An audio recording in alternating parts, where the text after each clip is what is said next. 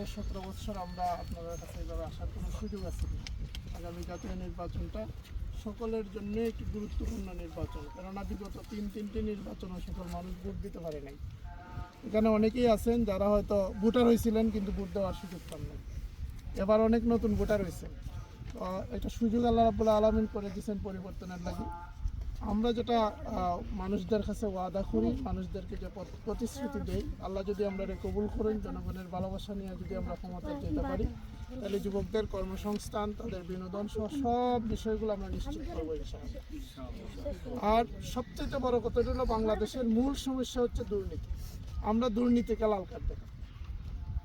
এই বিষয়গুলো নিশ্চিত করার ক্ষেত্রে জেনজিদের সহযোগিতা আমরা চাই, যুবকদের সহযোগিতা আমরা চাই। যুবকরাই পরিবর্তন করতে পারে, পরিবর্তনের হাতিয়ার হচ্ছে যুবকরা।